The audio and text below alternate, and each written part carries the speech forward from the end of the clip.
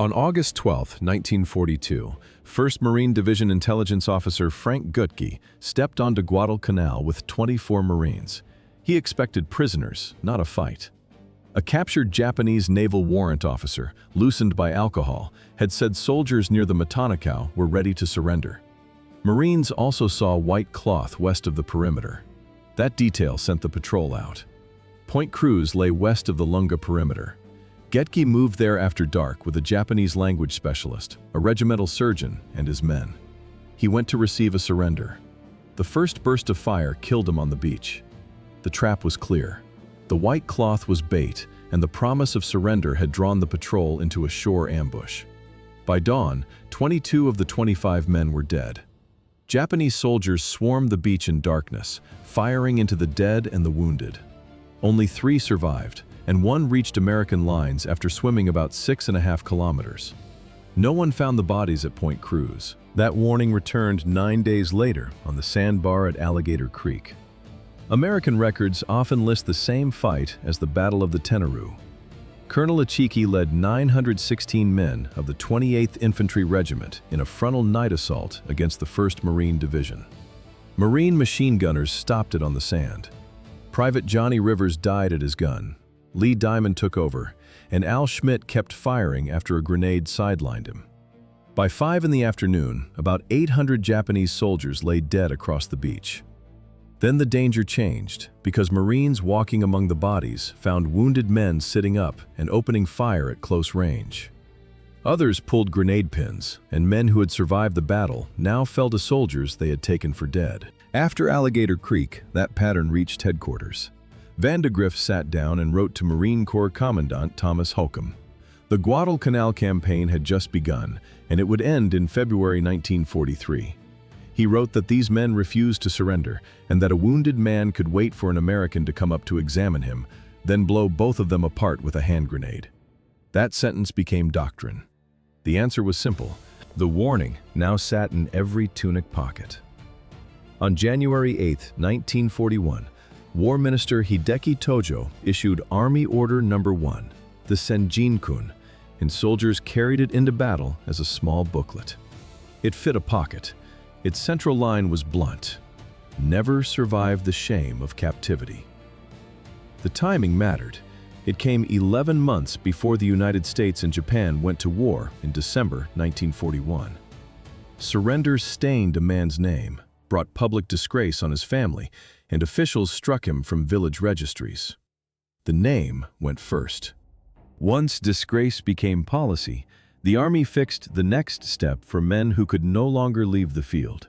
A 1940 revision of Imperial Japanese Army field regulations removed the earlier protections for the wounded and replaced them with one command: they were not to fall into enemy hands. The exception was gone. Military doctors killed soldiers too badly wounded to evacuate, and officers gave grenades to men who could no longer walk. In documented cases, commanders encouraged that step outright. Late in the war, they used one word for this end: gyokusai, shattered jewel. The last act stayed concrete.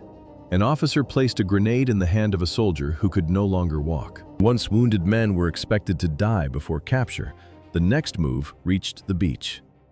In November 1943, on Baishio in Tarawa Atoll in the Gilbert Islands, the 2nd Marine Division attacked.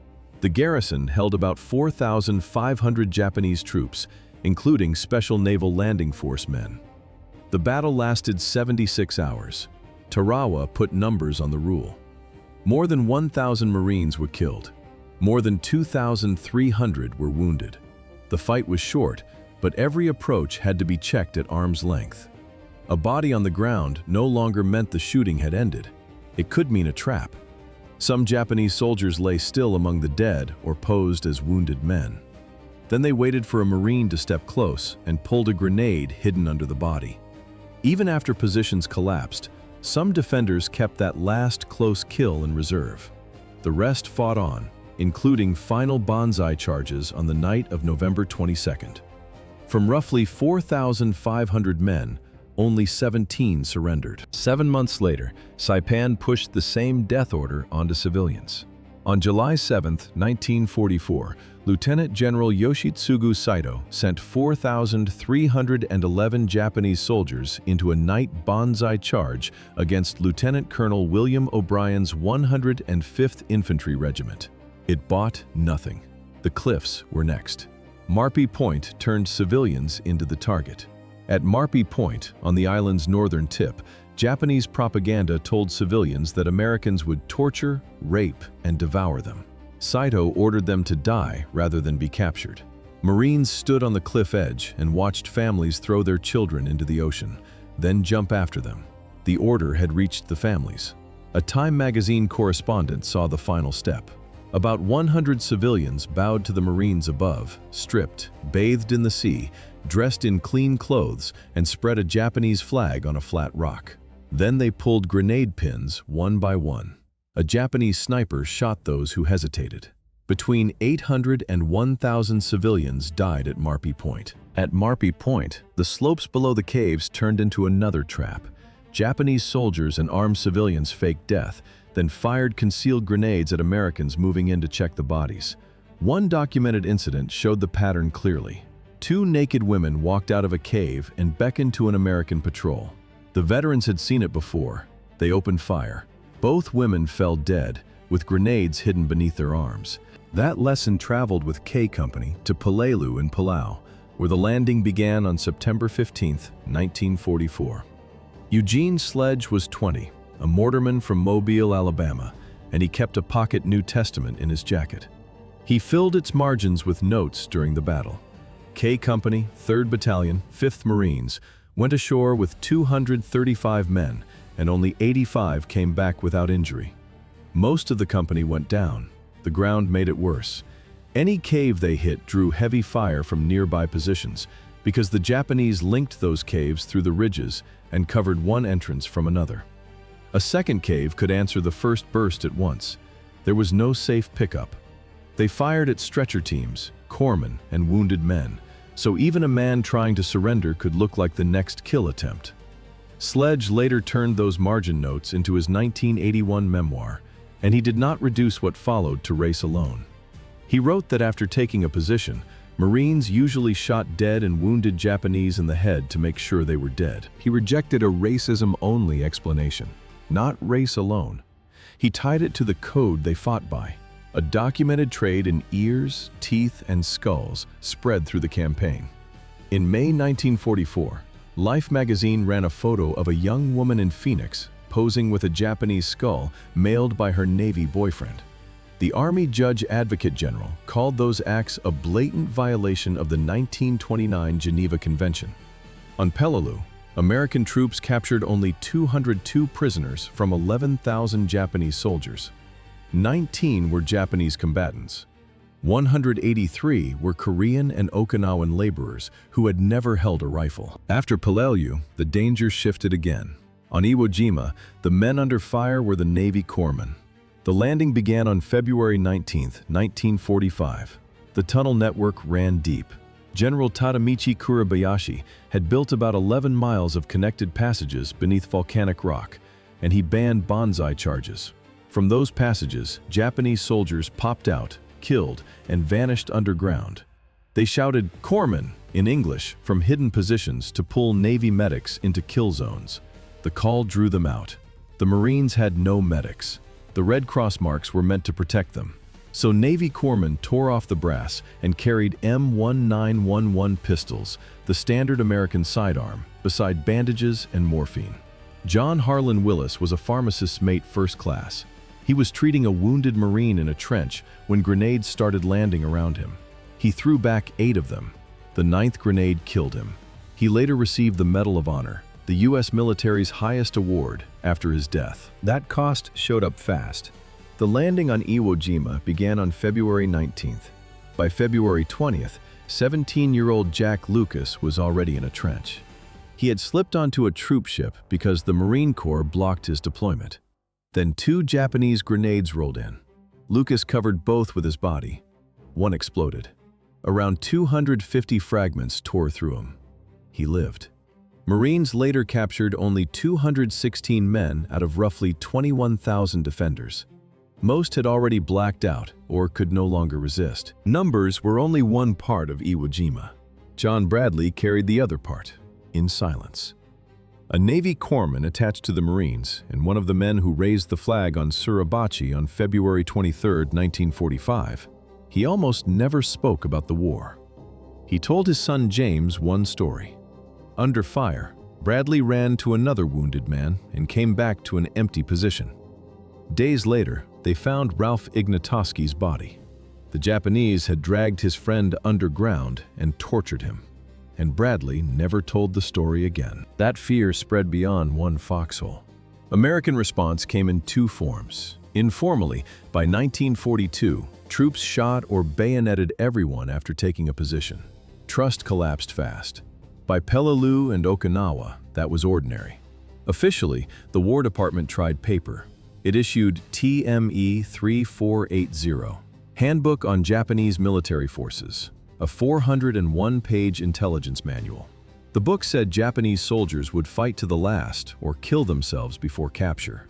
Guadalcanal was the first major Allied offensive in the Pacific. Commanders tried anything that might break the cycle. One division offered beer or whiskey for a live prisoner.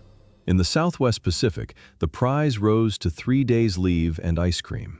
Tokyo Rose called MacArthur's 41st Infantry Division the Butchers, and the men took it as praise.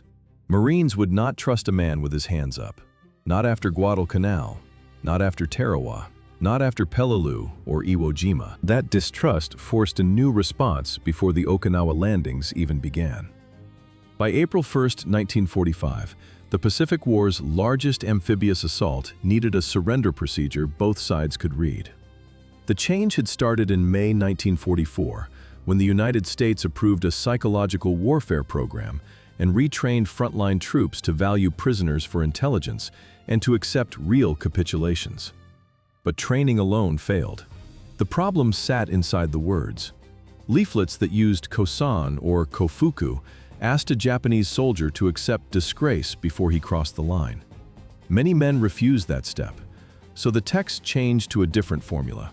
I cease resistance. Paper had rules.